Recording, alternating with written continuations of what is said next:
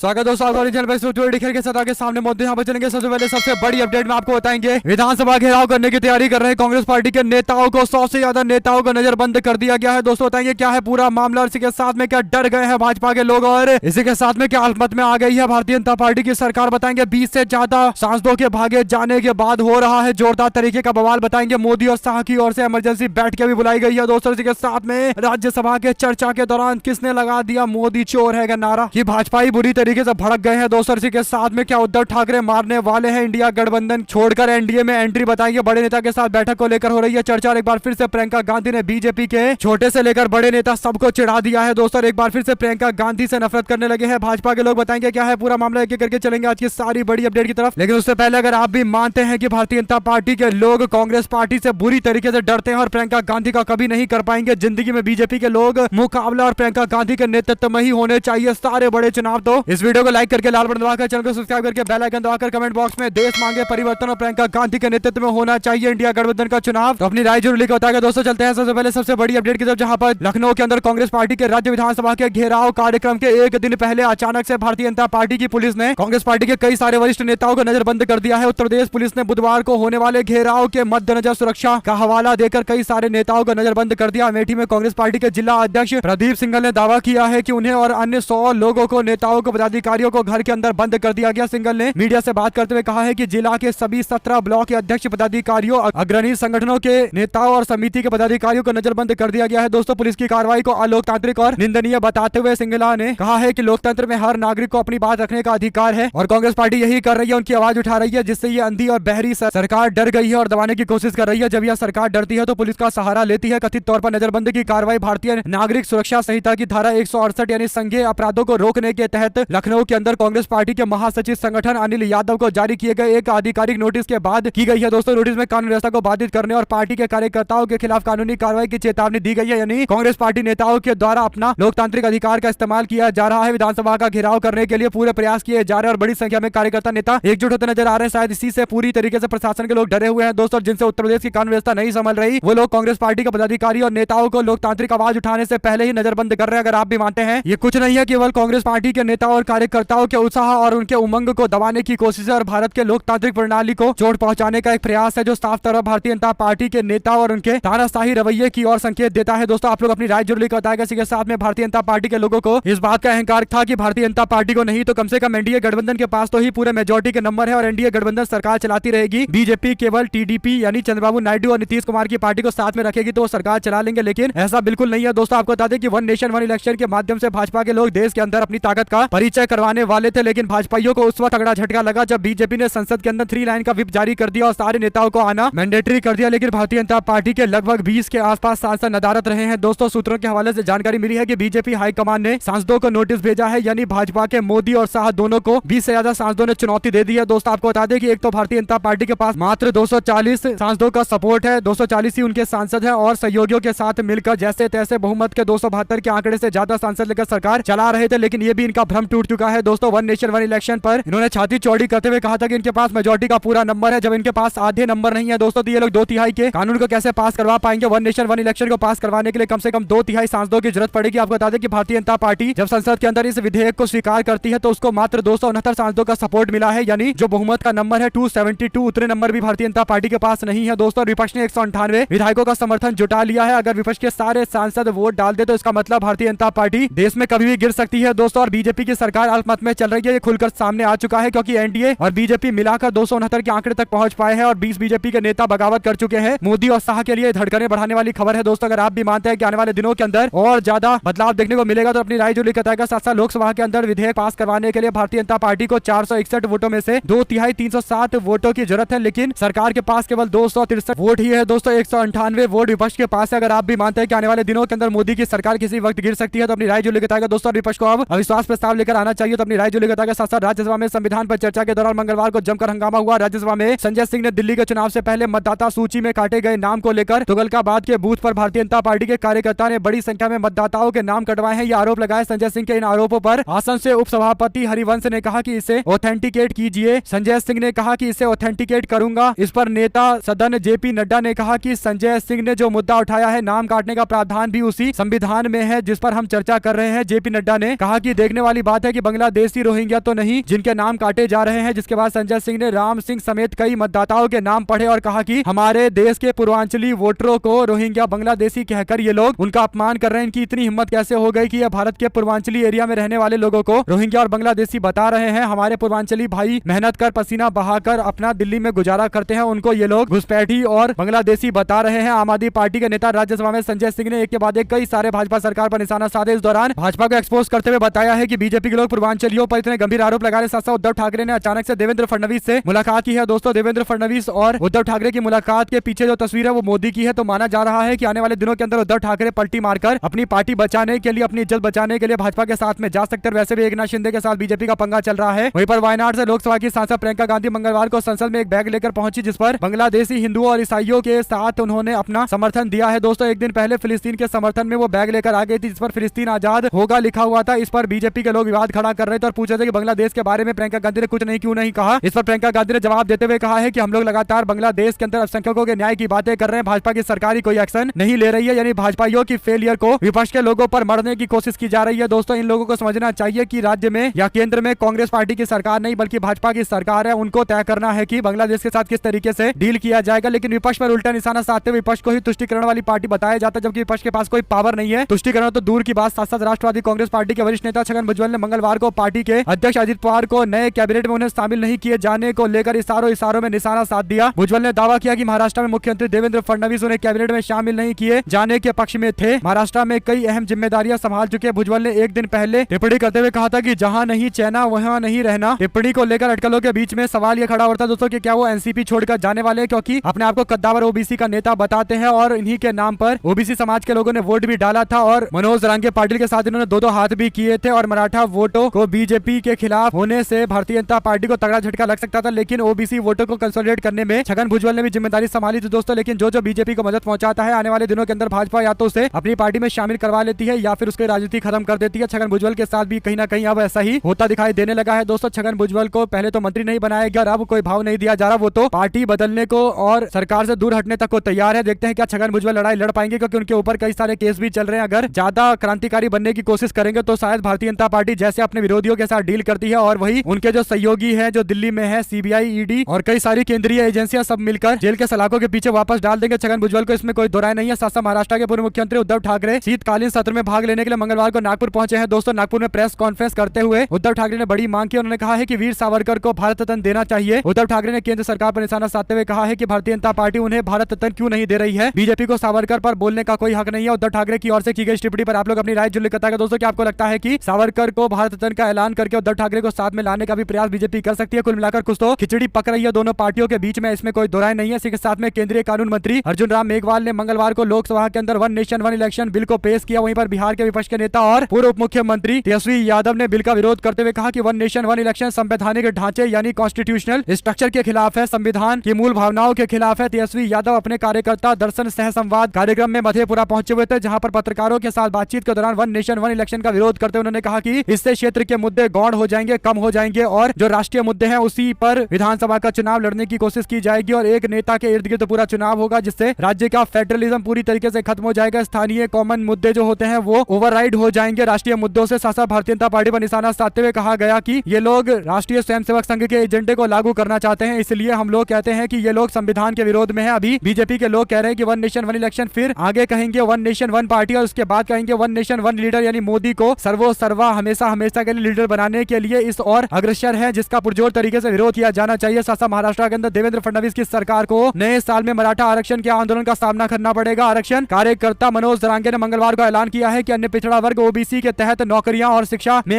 आरक्षण सहित मराठा समुदाय की मांग को लेकर दबाव बनाने के लिए 25 जनवरी 2025 से अनिश्चितकालीन अनशन शुरू करेंगे। मनोज जरांगे पाटिल ने जालना के अंदर अंतरवाली सराठी गांव में संवाददाताओं को संबोधित करते हुए मराठा समुदाय के लोगों से बड़ी संख्या में विरोध स्थल पर एकत्र होने की अपील की। उन्होंने कहा है कि किसी को भी घर पर नहीं रहना चाहिए, अंतरवाली सराठी में आकर अपनी सामूहिक ताकत दिखाए। जरांगे ने सरकार पर अपने वादे पूरा करने में विफल रहने का आरोप लगाते हुए कहा कि सरकार ने हमें धोखा दे दिया है। साथ साथ राज्यसभा में विपक्ष ने सरकार को मणिपुर के मुद्दे पर घेरा है। कहा आज तक मणिपुर क्यों नहीं गए प्रधानमंत्री ब्रिटास ने कहा है कि लोकतंत्र विश्वास के आधार पर चलता है और संवैधानिक संस्थानों पर विश्वास जरूरी है। उन्होंने सवाल किया है कि कैग, चुनाव आयोग से लेकर संसद और मीडिया तक क्या आज देश में विश्वास कहीं नजर आता है? मणिपुर के मुद्दे पर प्रधानमंत्री नरेंद्र मोदी को घेरते हुए राज्यसभा में मंगलवार को तृणमूल कांग्रेस और मार्क्सवादी कम्युनिस्ट पार्टी ने दो टूक शब्दों में कहा है कि संविधान की 75वीं साल की गौरवशाली यात्रा पर चर्चा के दौरान मणिपुर को हाशिए पर डाल देना ठीक नहीं है। भारत के संविधान में 75 वर्ष की गौरवशाली यात्रा पर राज्यसभा में चर्चा हो रही है। दूसरे दिन मार्क्सवादी कम्युनिस्ट पार्टी के जॉन ब्रिटास ने कहा है कि संविधान के 75 वर्ष पूरे हो गए हैं, लेकिन हम लोग मणिपुर पर चर्चा क्यों नहीं कर रहे हैं। और भाजपा की सरकार से मणिपुर को लेकर एक के बाद एक कई सारे सवाल दागे गए हैं दोस्तों। हालांकि भाजपा के लोग मणिपुर पर चर्चा नहीं करते हैं, क्योंकि उनको पता है कि अगर मणिपुर पर एक शब्द भी बोलेंगे तो वो भी उनके खिलाफ चला जाएगा। इसी के साथ में संजय सिंह भाषण दे रहे थे। भाजपा का कोई नेता अति उत्साहित होकर संजय सिंह को बीच में टोकने लगा और उनके भाषण के दौरान केजरीवाल चोर है के नारे लगाने लगा। फिर बीजेपी का नेता सोच रहा होगा कि संजय सिंह इस पर कोई जवाब नहीं देंगे, लेकिन संजय सिंह भाषण देने में और अपनी बातें रखने में सारे नेताओं में काफी आगे नेता है दोस्तों। यही बड़ा कारण है कि उन्होंने तुरंत जवाब देते हुए कह दिया कि गली गली में शोर है, सुन लो भाजपाई, गली गली में शोर है, नरेंद्र मोदी चोर है। फिर उन्होंने इसी बात को दोहराया है, गली गली में शोर है, नरेंद्र मोदी चोर है। बार बार उन्होंने ये नारा लगाया दोस्तों। कुल मिलाकर इसके बाद चेयरमैन बुरी तरीके से भड़कते हुए कहने लगे कि आप इस तरीके के नारे नहीं लगा सकते। सवाल यह है कि अरविंद केजरीवाल को लेकर गलत शब्द का इस्तेमाल करने पर एकदम करारा जवाब दिया गया है दोस्तों। अगर आप भी मानते हैं कि इसी तरीके से ट्रीट किया जाना चाहिए तो अपनी राय जुली कतार के साथ में बिहार को बदलने की बातें करने वाले और भारतीय जनता पार्टी की बहुमत की सरकार बनाने का एजेंडा लेकर आगे बढ़े हुए प्रशांत किशोर को उस वक्त तगड़ा झटका लगा जब बिहार के 4 विधानसभा सीटों पर अभी हाल फिलहाल में हुए उपचुनाव में उनकी पार्टी को करारी हार का सामना करना पड़ा दोस्तों। जनसुराज के भविष्य पर अब काले बादल मंडराने लगे हैं। पूर्व केंद्रीय मंत्री देवेंद्र यादव और पूर्व सांसद मुनाजिर हसन ने जनसुराज पार्टी से इस्तीफा दे दिया है। ऐसा लग रहा है कि जनसुराज पार्टी में कोई भी नेता अपना भविष्य नहीं देखता है, क्योंकि सबको पता है कि जनसुराज पार्टी का स्थापना केवल इसलिए हुआ है ताकि भाजपा को बहुमत से बिहार में पहली बार सरकार बनाने का मौका मिल जाए और आरजेडी और विपक्ष के लोगों की हार हो जाए, जो सबसे बड़ा एजेंडा है प्रशांत किशोर का दोस्तों। हालांकि वो खुलकर बोलते नहीं है, लेकिन सबको पता है कि प्रशांत किशोर केवल वोट काटने के लिए आए हैं, और वो भी विपक्ष के वोट काटने के लिए आए हैं। मुस्लिम और यादव वोटों को डिवाइड करके विपक्ष को कमजोर करने के प्रयास के तहत यहाँ पर काम कर रहे हैं। साथ संभल के अंदर सांसद समाजवादी पार्टी के नेता जियाउर रहमान बर्ग के घर पर मंगलवार को बिजली विभाग की टीम पहुंची। बिजली विभाग ने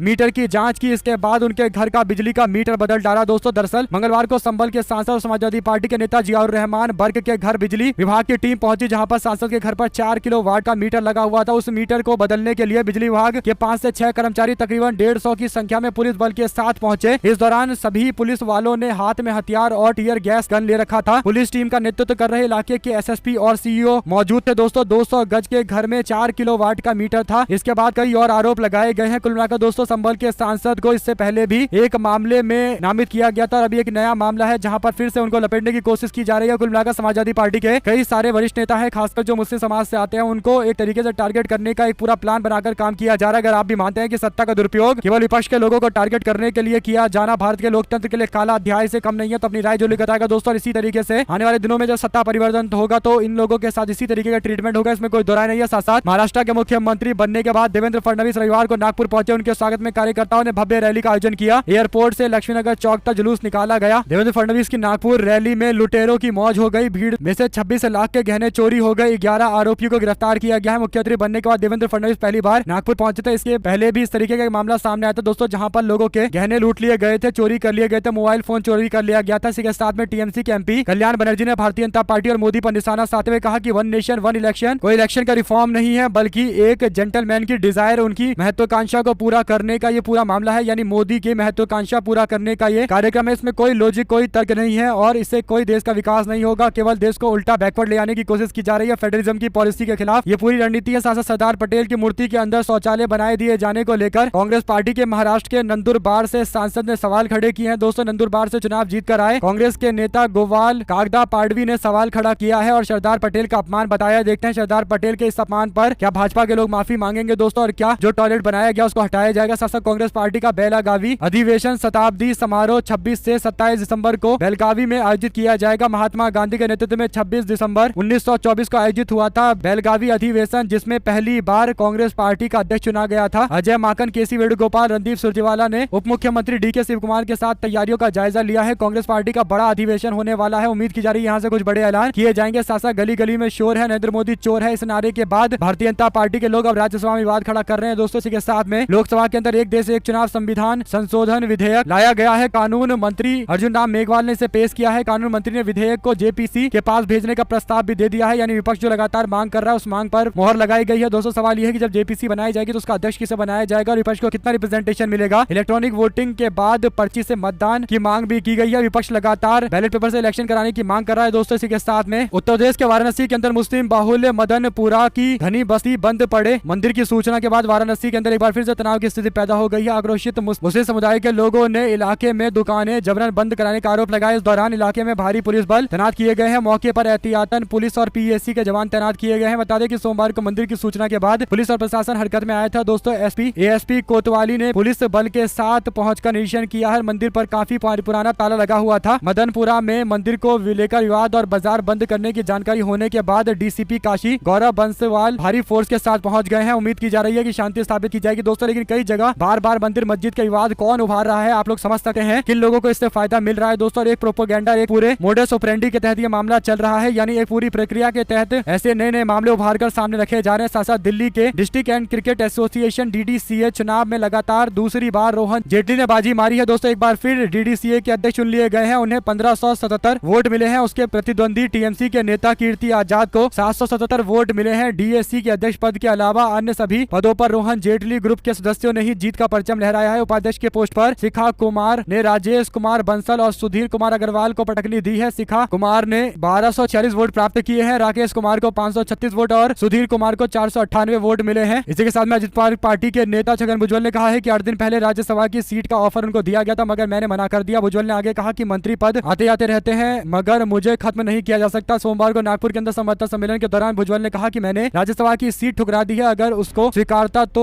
यह हमारे विधानसभा क्षेत्र के लोगों के साथ विश्वासघात हो जाता। विधानसभा चुनाव में छगन भुजबल ने नासिक जिले के योला से चुनाव जीतकर स्थापित कर दिया है कि वो खुद एक ऐसे बड़े नेता हैं जो किसी भी चुनाव में जीत हासिल कर सकते हैं। साथ साथ तेलंगाना की जनता को अच्छी स्वास्थ्य सेवाएं देने के लिए संथन नगर हैदराबाद में बनाया जा रहा है 1000 बेड का TIMS। Telangana institute for medical sciences cabinet मंत्री कोमटी वेंकट रेड्डी सनत नगर से पूर्व प्रत्याशी डॉक्टर कोटा नीलिमा के साथ निर्माण कार्य का निरीक्षण करने के लिए पहुंचे हैं। दोस्तों आप लोग अपनी राय जरूर बताएगा, जैसे वीडियो को शेयर कीजिएगा। इसी के साथ में राहुल गांधी के बाद लोकसभा में नेता नंबर 2 कांग्रेस पार्टी के गौरव गोगोई ने उपनेता ने कहा है कि वन नेशन वन इलेक्शन एक प्रोपोगेंडा है, इसका पूरी तरीके से विरोध किया जाएगा और इस बिल से अल्टीमेट पावर मिल जाएगी इलेक्शन कमीशन ऑफ इंडिया को, यानी पूरी power election commission of India को मिल पाएगी और उससे कोई कंट्रोल नहीं कर पाएगा और 5 साल वो जो चाहेंगे वो कर पाएंगे। ये एक तरीके से डिक्टेटरशिप की और संकेत है, यानी तानाशाही का रास्ता खोला जा रहा है। देश में मात्र एक बार चुनाव होंगे 5 साल में, उसके बाद आप लोग जानते हैं कि किस तरीके से लोगों को ट्रीट किया जाएगा। दोस्तों अगर कहीं और किसी राज्य में चुनाव नहीं है तो फिर लोगों के प्रोटेस्ट को तो फिर हथियार का इस्तेमाल करके रोका जाएगा, बल का उपयोग करके रोका जाएगा, क्योंकि अभी तो होता है कि हर साल किसी न किसी बड़े राज्य के अंदर अभी तो भाजपा के लोगों को यह डर रहता है कि आने वाला चुनाव उनके लिए नुकसानदेह हो सकता है अगर किसानों को सही से ट्रीट नहीं किया गया, और इसीलिए किसानों से बातचीत करने के लिए 2-3 अधिकारी भी भेजकर माहौल को